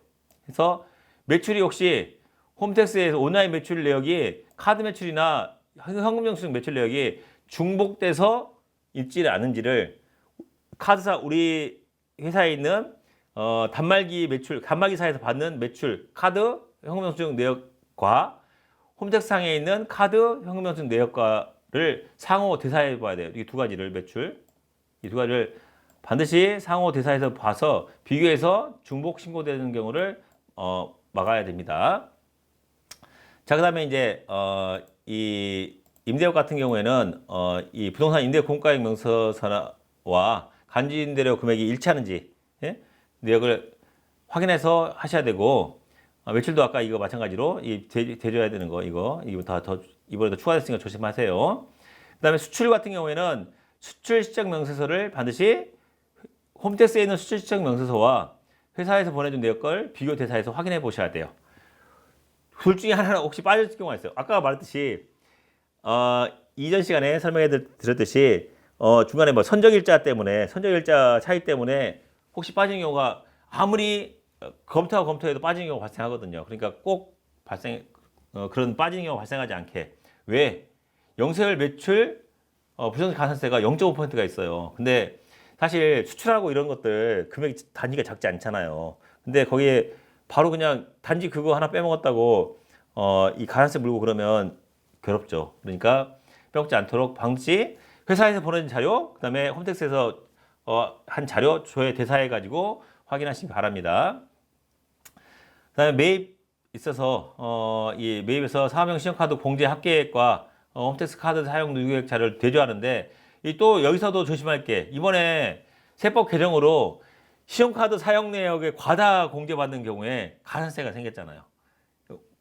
부정시 가산세가 생겼어요. 그러니까 여기서도 혹시 과다 공제 되지 않는지를 확인해야 돼요. 0.5% 가능성이 생겼어요. 그러니까 아까 처음에 첫 시간에 우리 할 때 했던 것처럼, 그러니까 사업용 신용카드 공제할 때 공제 불공제해서 물론 금액이 뭐 작은 경우에야 가산세 별로 안 생길 수 있지만은 우리가 흔히 실수하는 항목들 실수하지 않도록 해서 신용카드 사업용 신용카드 내역이 과다 공제되지 않도록 조심하셔야 돼요. 언제부터? 2022년도 1월 1일 상품부터니까 이번에 당장 신고하는 분부터 해서 사업용 신용카드 과다 공제 받지 않도록 조심하시기 바랍니다. 그전까지 가산세 없었는데 이번부터 가산세 생겼다는 거예요. 그다음 매출과 매입 분계를 확인하시고 혹시 이 고정산 매각을 매출로 잘못했는지, 매입 같은 경우에는 상품이나 원재료 계정으로 잘못 분계했는지, 이게 고정산 매각, 이게 고정산 매각인데 매출이 잘못했는지, 이것은 이제 고정산 매각은 수익금액 제외로 표시돼야 되는 거니까. 마찬가지로 매입 같은 경우에, 고정산 매입 같은 경우에는 고정산 매입분으로 별도로 구분 표시되잖아요. 세금계산서도 마찬가지고 신용카드 매입도 마찬가지고 했는데 혹시나 다른 계정 과목으로 해서 일반 매입으로 구분되지는 않았는지를 확인하라는 거예요. 자, 그리고 수입세금계산서는 수입세금계산서 관련해서는 부가세 대입금에 대해서만 분계가 되어진다는 것. 정확한 이제 수익금액에 대해서는 회사에서 수입 자료를 받아가지고 그 자료를 바탕으로 해서 분계를 하셔야 됩니다. 자, 그다음에 부가율을 확인해서 매번 부가율이 같은 일을 매번 가서 특별히 뭐 매출이 막 확 증가하거나 매출이 확 감소하거나 이런 경우가 아니면, 매출이 비슷하다면 부가율이 비슷해야 돼요. 그래서 부가율 변동이 큰 경우에는 원인을 파악해야 돼요. 이상하다. 이번에 갑자기 부가율이 커졌는데 봤더니 매입에서 고정산 매입인데 고정산 매입을 그냥 일반 매입을 했구나. 계절 과목을 잘못 선택했구나. 그래서 부가액주율이 갑자기 확 떨어졌구나. 이것들을 원인을 파악해야 한다는 거예요. 그래서 부가율이 높아졌다고 한다면은 부가율이 높아졌다는 것은 그만큼의 매입이 없다는 거잖아요. 그래서 나중에 소득세 또는 개인사업자는 소득세, 법인사업자 같은 경우는 법인세 부담이 커질 수 있으니까 거기에 대한 대책을 검토해야겠죠. 커진 만큼의 왜일까? 알고 봤더니 외주 영역을 외주 사업자에 줬는데 우리가 직접 이 인적 영역으로 3.3% 하는 걸로 했더니 부가세가 안 붙다 보니까 부가치율 차이가 발생했구나. 이런 식으로 해서 원인을 파악하고 거기다 대책을 세우도록 해야겠죠. 그러니까 단순히 그냥 부가세만 신고하는 게 아니라 앞으로 신고해야 될 것까지 대비하는 것까지 검토를 해주셔야 한다는 거예요. 매입세 공제 확인해서 혹시나 세금계산서에는 마찬가지로 이런 비영업용 소형 수중차의 매입이나 렌트비 같은 게 불공제돼야 되는데 불공제되지 않고 공제로 되었는지 확인해 보셔야 되고, 그러니까 이건 이제 이 자기 본인이 스스로도 검토해야 되고, 그다음에 책임자가 이제 검토할 때도 확인해야 될 사항입니다. 그다음에 신용카드에서 공제 불공제 여부가 적절했는지도 살펴봐야 되고, 사업용 신용카드 등록이 누락되어 있다면 아까 말했듯이 매입 신용카드에 등록해서 했는지도 검토해 봐야 되고, 개명사업자라면 과세면세 공통매입세 안문위산이 적절했는지도 살펴봐야 되고, 혹시 예정신고 비율로 했다면 확정신고 때 확정 비율을 다시 재계산했는지도 살펴봐야 되고, 의제면세 공제 여부에서 공제 반영 여부 및 공제 한도 사실 근데 한도를 확인하지 않으면 마감이 안 돼요. 신고 마감이 안 되니까 한도를 반드시 확인해서 해봐야 되고, 근데 혹시 매출 내역에서 변경했다면 그러니까 매출이 변경된 내역으로 다시 한번 한도를 불러와야 돼요. 그 경우를 한번 체크해 보셔야 돼요. 그 다음에 마찬가지로 재활용 폐자원 매입세액도 역시 공제 한도도 확인해 보셔야 됩니다. 이 칸이 한 칸 옆으로 갔는데 편집에서 문제가 좀 있었군요. 이 납부세액, 환급세액의 확인해서 공제사항 사업자 여부에 공제 한도를 확인하셔야 되고, 그다음에 예정신고 미환급세액이라 예정고지세액을 차감하고 신고했는지 여부도 해야 돼요. 예정신고 미환급세액은 법인사업자 경우에, 예정고지세액은 개인사업자인데 예정고지세액을 납부했는데 확정신고서에다가 입력을 안 해가지고 그만큼을 또 추가로 납부하는 경우는 없는지를 확인하셔야 돼요. 그리고 혹시라도 가산세 적용 사항이 있는지 확인해야 돼요. 세금계산서를 지연 발급받았거나 혹은 뭐 세금계산서를 우리가 지연 수취한 경우에도 가산세가 있어요. 상대방이 지연 발급한 것도 있지만 왜 당신이 세금계산서를 달라고 독촉하지 않았냐. 그러면 안 그랬으면 당신이 매입자분랑 세금계산서를 하든지 해야지 왜 지원 발급받았냐는 의미에서 지원 발급받은 것도 가능성이 있으니까 혹시 가산세가 적절하게 됐는지 더 확인하셔야 되고, 물론 프로그램에서 보완해 주겠지만 이번에 이 납부 불성실 가산세가 일당 만분의 2.5에서 만분의 2.2로 낮아졌어요. 그것도 혹시 되는지 적절한지도 확인해야 되고, 이것들 한번 보시기 바랍니다. 다 기타 사항으로는 대손세액 공제를 받았다면 대손 요건을 청구에 충족했는지 다시 한번 확인해 봐야 돼요. 그다음에 현금 명세서 제출 대상인 사업자는 제출했는지 여부. 근데 마찬가지, 이것도 마찬가지로 현금 명세서 대상 사업자인데 작성하지 않으면 마감이 되지 않아요. 물론 강제 마감할 수는 있죠. 현금 매출 명세서에 매출이 전체 매출이 제로였다면 작성하지 않아도 되는 거지만, 뭐든지 뭐 세금계산서든지 뭐 계산서든지 뭐 매출이 뭐든지 있었다면은 작성을 해야 됩니다. 그래서 작성 여부가 적정했는지, 사실 그냥 작성 여부 되는지가 아니라 금액이 틀리지 않고 작성되는지.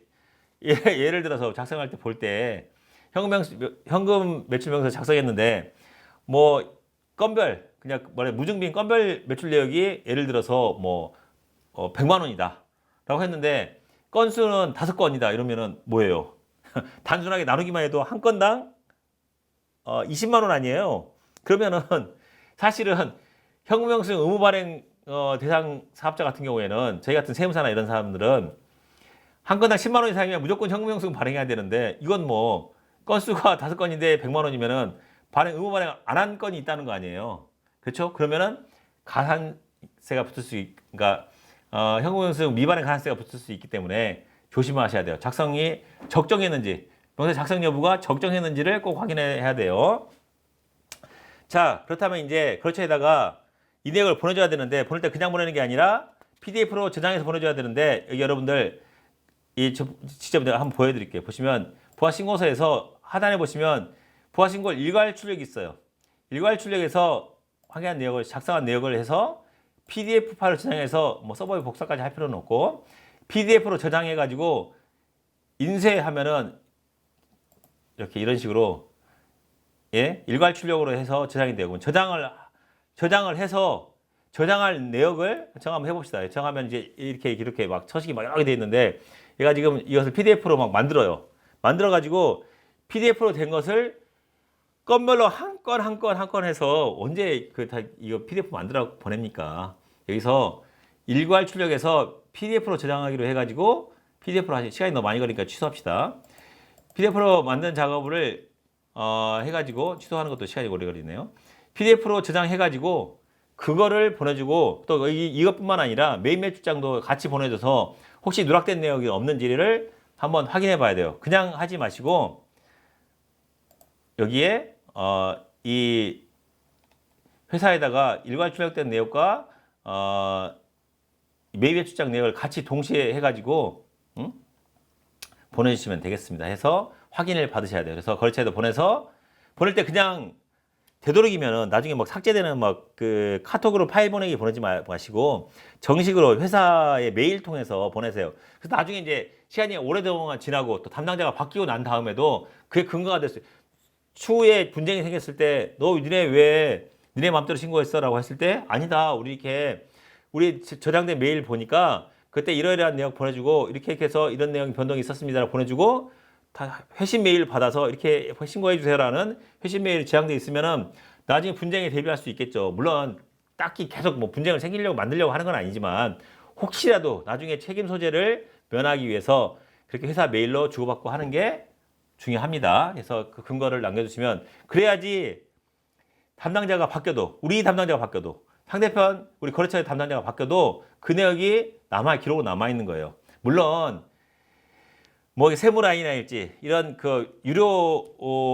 이런 서비스를 사용해서 그런 근거를 남겨두면 더 좋겠죠. 하지만 돈 들잖아요. 그러니까 돈 드는 유료 서비스 외에 그냥 가장 돈 안 드는 방법으로는 회사 메일을 통해서 개인 신고하는 자기 개인 메일 말고 회사 메일을 통해서 발송하고 해서 회사 메일에 남겨두는 게 중요하다라고 알아두시면 되겠습니다. 자, 이제 마지막으로 신고가 나쁜데, 이렇게 신고 확인받고 이제 우리도 검토를 받았으면 전자신고를 하게 되는데, 홈택스에서 전자신고를 하게 돼요. 하게 되는데 다른 게 아니라 부가세 신고 마감을 먼저 해야 되겠죠. 마감하고 난 다음에 마감한 내역에서 전자신고를 가서 우리도 한번 봅시다. 여기서 보면서 하면은 자 신고서에서 전자신고 이 전체 메뉴 중에서 이 좌측 하단에 좌측 우측 하단에 전자신고 메뉴가 있어요. 마감한 것만 불러와줘요. 그래서 전자신고에서 메뉴에서 불러와서 하는데 이 경우에 이제 우리는 뭘 해야 돼요? 세무대리인 등록이 돼 있어야 돼요. 책책 교재에 나온 것처럼 세무대리인 등록을 먼저 해주셔야 돼요. 해서 신고할 때 뭐 하는 것 중요한 이 세무대리인 등록을 먼저 해줘야 돼요. 이렇게 세무대리인에서 세무대리인 상호 등록 한 번만 등록해 놓으면은 계속 쓸 수가 있는 거니까 등록해서 하되 뭐를 조심해야 하냐면 11번에 이 내용을 조심해야 돼요. 공통으로 해서 신고하는 경우가 발생하면 공통이 체크가 돼 있으면 혹시라도 공통을 먼저 누군가 하나가 공통을 신고하게 되면 우리가 개별 아이디로 로그인해 들어가서 하면은 신고서에서 오류가 발생해요. 처음에 걸러줄 때 형식 오류에서 여기 신고하는 아이디가 달라요 라고 돼 있기 때문에 공통으로 개별로 선택해서 개별로 돼 있는지 반드시 확인하고 개별 아이디로 로그인해 가지고 신고하는 게 중요합니다. 그래서 여기 보시면 홈택스 시스템에서는 홈택스 로그인하는 아이디와 신고 수록된 아이디가 일치해야 합니다 라고 해서 오류 검증사항이에요. 변환 오류 검증사항이니까 반드시 이거 체크해서 하셔야 돼요. 자, 그렇게 해서 체크한 다음에 그 다음에 전자신고 마감하고 비밀번호 바꿔서 비밀번호 하나로 선택했으면 그걸 계속 써도 상관없어요. 자기만 아는 비밀번호면 상관없어요. 해서 홈택스 전자신고를 한 다음에 홈택스에 들어가서 부가세 세금 신고, 부가세 로그인 들어가서 세금 신고, 신고 납부, 부가세 선택해가지고 여기서 우리는 이제 파일 변환하는 거니까 일반 과세자는 일반 과세자 파일 변환에서 간이 과세자는 간이 과세자 파일 변환 신고로 들어가서 클릭한 다음에 여기 찾아보기에서 찾아보기 눌러가지고 그 파일 찾아가지고 로그인한 다음에 파일 형식 검증하기를 통해서 검증해서 신고하시면 되겠습니다. 그럼 제출해서 하면은 신고가 되어주고 비밀번호 이제 입력하면은 신고가 되어지고 오류가 이건 이제 한꺼번에 여러 개를 신고하는 경우인데 가장 좋은 방법, 가장 베스트하게 좋은 방법은 한 건당 한 개씩 신고하는 게 제일 좋아요. 이 중간에 오류가 있어서 그러지만 뭐 16, 17건 중에 뭐 15건은 뭐 발휘됐는데 2건이 잘못됐다 그러면 2건 또 다시 또 신고해야 되잖아요. 그러니까 그리고 이렇게 할 때 대부분 이렇게 신고를 나중에 미뤄뒀다가 신고하는 경우가 많은데 미뤘다가 신고하면은 갑자기 오류사항이 갑자기 10건이 떴다. 오늘 당장 신고 마감 시간이 임박해 오는데 10건의 오류가 발생했다. 그러면은 그때부터는 이제 심각해지는 거예요. 밥도 못 먹으러 가요. 다들 이제 시험 끝났다고 이제 회식하러 간다고 나가는데 본인만 이제 못하게 되니까 가장 좋은 방법은 한 건 신고하면 한 건 마감하면 한 건 신고하고 한 건 마감하면 한 건 신고하고 이렇게 하는 게 제일 좋습니다. 그래서 미뤄두고 모아서 하지 마시고 한 건씩 신고하는 게 제일 좋다는 거 알려드립니다. 자, 그다음에 이제 첨부 서류가 있다면 전자 파일 제출하기를 통해서 선택해서 전자 파일로 전송하면 좋아요. 조회해가지고 내역 보기 전자 파일 전송해서 하고 난 다음에 이거 잘못 설명해드렸어요. 전자 파일 제출하기는 신고 전송하기 일환이에요. 제가 이건 잠깐 뭐 너무 앞서갔어요. 전자 파일로 해서 제출하기를 눌러야지 전송이 되는 거예요. 그래야지 신고가 이제 완료되는 거예요. 여기 변환만 끝났다고 해서 되는 게 아니라 오류 끝난 걸 가지고 전자 파일 제출하기까지 제출을 해야지 신고가 끝난 겁니다. 끝나서 조회하기를 통해서 이 두 번째 탭에 있는 신고 내역 가서 조회하기를 누르면은 내역이 조회되어져요. 그래서 이번에 신고한 내역 이만큼 여기 내역이 있습니다. 그러니까 계속 이제 한 건당 하나씩 하면 좋아요. 그렇게 해서 이제 납부서가 있으면 여기 납부서 보기를 클릭하시면 납부서가 조회가 가능합니다. 그래서 이것도 역시 이 가상계좌 있는 것들, 가상계좌로 돼 있는 여기 가상계좌 있는 이걸로 받아가지고 PDF 파일을 저장해서 상대방 회사에 메일로 보내주시면 가장 베스트하겠죠. 그래서 메일로 보내서 확인하시면 제일 좋겠습니다. 그리고 신고 끝나고 난 다음에 전자신고 목록 반드시 확인해가지고 적중 목록도 보시는데 여기서 볼 수도 있고 우리가 신고 목록 조회할 때 어디 있었어요? 여기에 홈택스 간편 조회에 여기에 접수중 조회해가지고 접수중 조회해서 여기서 부가세 신고서를 신고한 달, 뭐 7월 달이면 7월 달에 회사 전체 선택해가지고 조회할 수 있어요. 불러오기 해가지고 전체 선택해서 블로그에서 접속을 조회할 수 있으니까 양이 많으면 시간 좀 오래 걸리겠죠. 이런 식으로 해서 조회가 가능하다는 것 알아두시면 감사하겠습니다. 자, 그다음에 이제 첨부 서류가 있다. 영세율 첨부 서류가 있으면은 물론 등기로 접수하면 제일 일반적인 노멀한 방법일 텐데 등기로 접수하려면은 일단은 우체국까지 가야 돼요. 우체국이 뭐 바로 옆에 있으면 상관없겠지만 우체국까지 가는 시간, 그리고 우체국 가서 대기하는 시간, 특히나 이런 신고 마감일 날은 우체국에 오는 사람들이 또 많아요. 또 시간 대기하는 시간이 또 많이 길어지고, 그 다음에 다시 또 와야 되고, 또 등기 우편료니까 아무래도 등기 우편료가 들어가겠죠. 비용이 들어간단 말이에요. 하지만 영세율 첨부 서류든 이런 전자제출을 할 수 있는 첨부 서류들은 자료를 스캔해 가지고 우리가 스캔해서 하건 혹은 처음부터 받을 때부터 우리 거래소부터 스캔해서 받건 간에 받아서 여기서 직접 증빙서류 제출해서, 여기 증빙서류 제출, 기타 증빙서류에서 부가 신고서 중에서 증빙서류 제출해서 여기서 증빙서류를 제출해 주시면 우체국 왔다 갔다 우체국에 기다리는 시간 안 들어 좋고, 그다음에 별도 등기 비용 안 들어 좋고, 증빙서류 제출하면 깔끔하게 우리가 증빙한 내역 볼 수도 있어요. 그래서 접수가 되는 건지도 확인할 수 있고, 우리가 우편으로 보내놓으면 혹시 민원실에 접수하다가 이 내역이 분실될 수도 있단 말이죠. 그럼 또 나중에 또 다시 보내줘야 돼요. 이제 그런 것을 방지하기 위해서 가장 깔끔하게 첨부서류 제출하기 위해 첨부하기 해서 보내주는 게 제일 깔끔합니다. 해서 파일 선택해서 부속서류 제출하시면 되고, 그럼 내역을 확인할 수가 있습니다. 자, 여기까지 해서 지금 이 부가시세 세무사항 프로 레시피 부가시세 편에 대해서 설명을 처음 파트 1부터 파트 3까지 해서 파트 3까지 해서 쭉 설명을 해드렸는데, 중간에 제가 또 뭐 이렇게 계속해서 말하다 보니까 제가 의도적이지 않게 이 말 실수를 하거나 혹은 빼먹은 내용이 있을 수 있는데, 혹은 뭐 틀린 내용이 있을 수 있는데 너그럽게 이해해 주시고 책에 잘 기술해 놨으니까 책에 있는 내용 참고해 가지고, 제가 설명이 좀 부족했다면 책에 있는 내용 참고하셔 가지고 초보자 같으면은 이 내용으로 공부하셔서 보다 더 알 수 있게 되시고, 그다음에 계속 사용자 같으면 새로 추가된 내용 익히셔 가지고 세무사랑 프로 사용에 더 해줬으면 감사하겠습니다. 세무사랑 프로는 한국세무사회의 소유이기 때문에 여기에 대한 수익금이 전부 다 한국세무사로 돈이 들어와요. 그리고 물론 이게 분배를 해주지만, 그래서 세무사랑 프로를 사랑해주고 세무사랑 프로를 이용해주는 것이 사실은 이 세무사회를 사랑하는 가장 현실적인 방법입니다. 그러니까 가장 많이 사용해 주시고, 불편한 사항이 있으시면 의견 세무사회 홈페이지에서 세무사랑 프로 게시판에다가 의견 개전해 주셔서 이러이러한 내용이 있으면 더 사용하기 편하겠다 해주시기를 바랍니다. 그러면 이제 프로그램이 더 좋은 프로그램으로 발전될 수 있고, 그리고 세무사회가 세무사랑 프로그램을 가지고 있어야지 보다 더 저렴하게 우리 회원들이 저렴한 가격으로 이 회계 프로그램을 사용할 수 있는 거니까 보다 더 많은 관심 가져주시기 바라고, 제 부족한 강의였지만 끝까지 들어주셔서 감사하고, 다음에 또 좋은 기회에 또 찾아뵙도록 하겠습니다. 수고하셨습니다.